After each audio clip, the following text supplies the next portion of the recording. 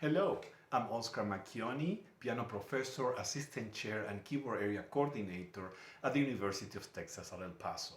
I'm coming to you from my home in El Paso, Texas. Today, I'm going to introduce you to a gem of Latin American piano music for late intermediate students. Intermezzo number 1 by Manuel Maria Ponce. Ponce was born in 1882 in Aguascalientes, a state in the center of Mexico, and died in 1948.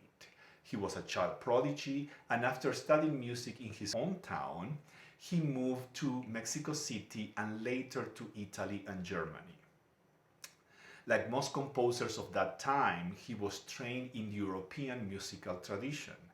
After returning from Europe, he started to incorporate popular Mexican and folk melodies and rhythms.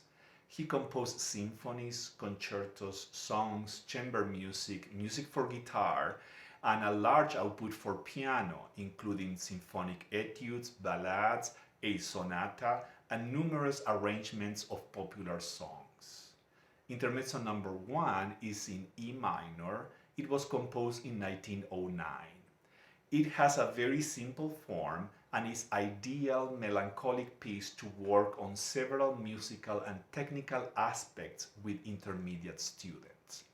Let's hear the Intermezzo number 1 by Manuel Maria Ponce and then talk about tips on how to teach this beautiful piece.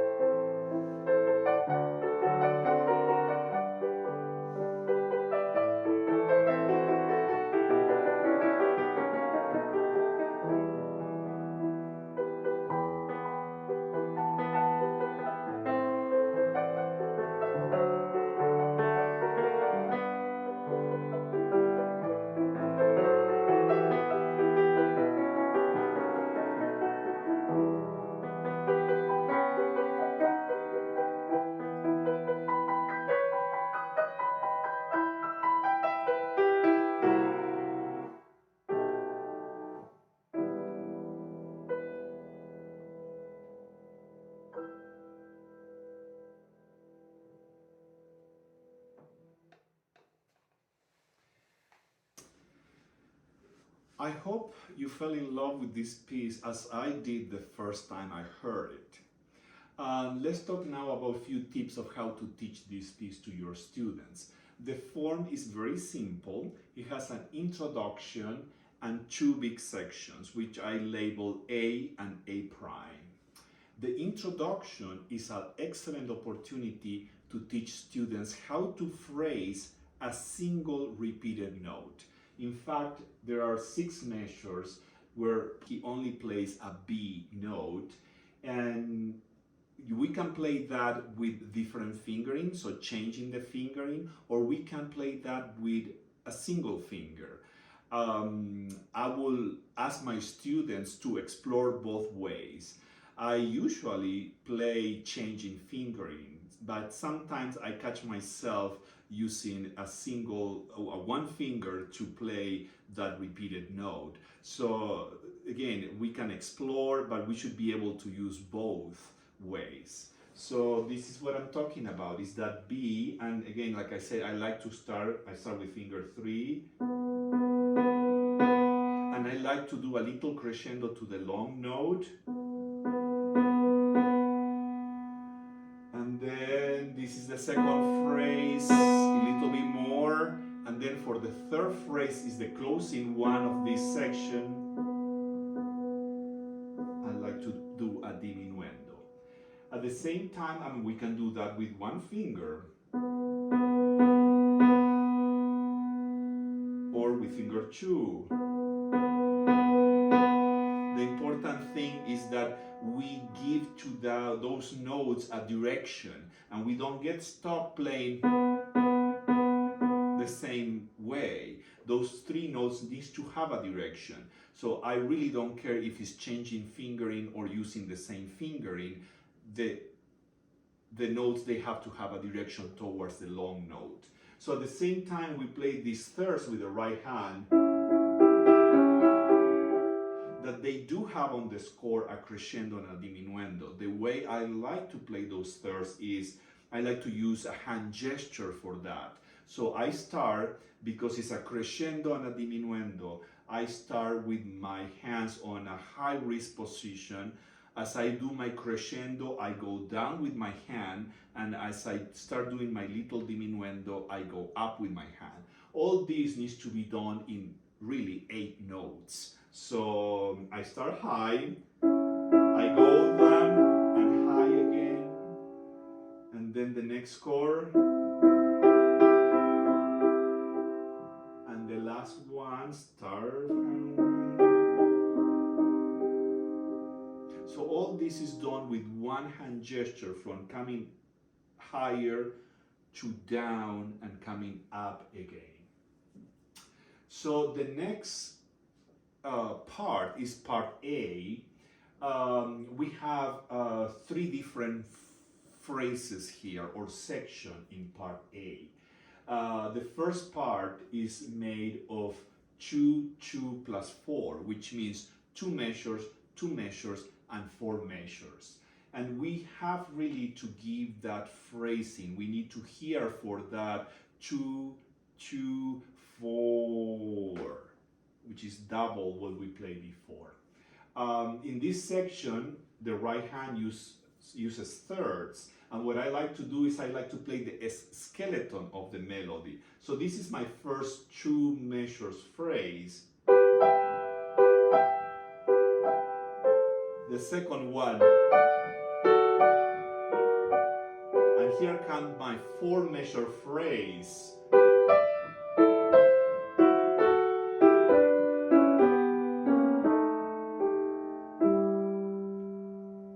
So it's very important that when you teach this, that you make the students feel the 2 plus 2 plus 4.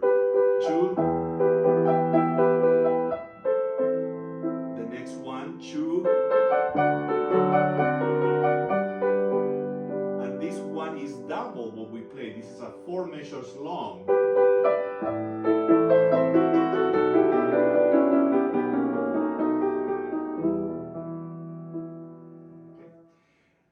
Starting on measure 16, we have another 8 measures phrase, and this phrase needs to be played basically with one breath, with one musical breath, without stopping.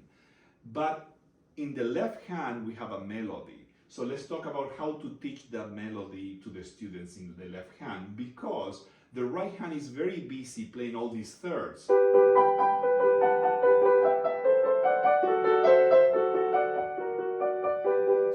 That's very busy music, and our melody is very simple and it's in the left hand.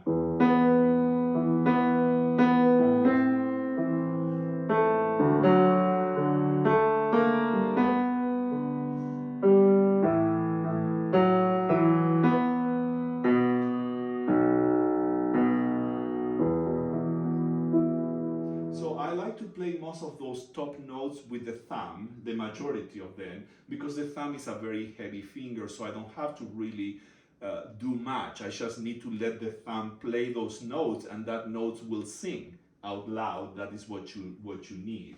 So when you put this together, this is a 8 measures phrase. Remember, we were talking about 2, 2, 2, then 2, 2, 4. Now we have 8 measures that we need to play without stopping. So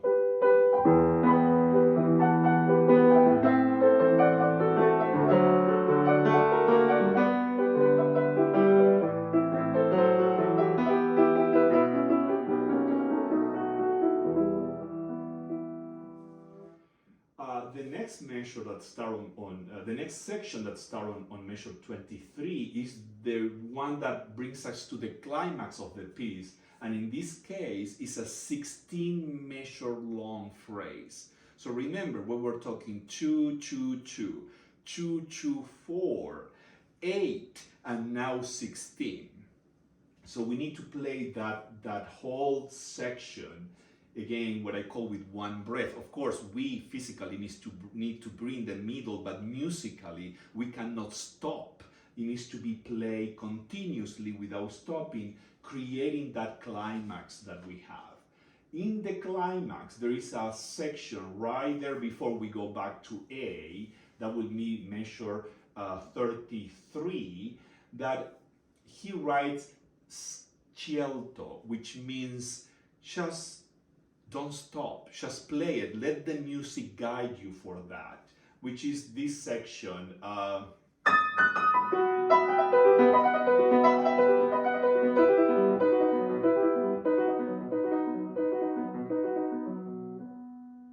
right, so I like to practice that adding notes. So I will ask students to do this. The first note, then 2 notes, then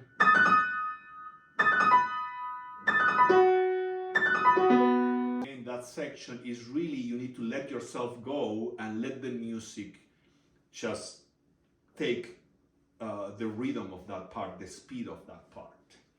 And then, of course, we go back to the A section, which I will play it in a simpler way. It's just like remembering a little bit, having like a gray, kind of a foggy memory of what we just played. So it's not twice exactly the same.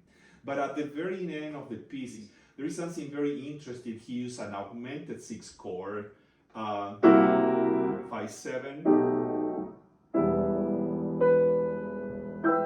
Okay, so that's a augmented 6 chord. Is a French 6 chord. So before that, he plays this cascade of notes.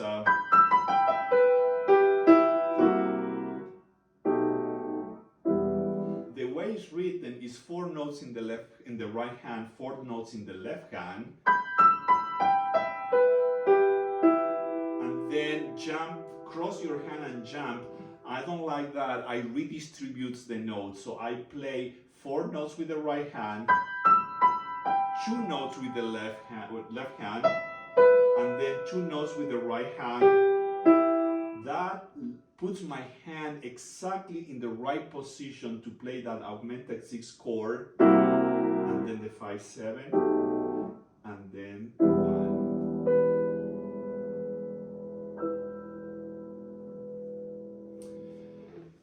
Okay, so now let's talk about editions. This music is not in print anymore, but in IMSLP you will find about 5 different editions. Really, the only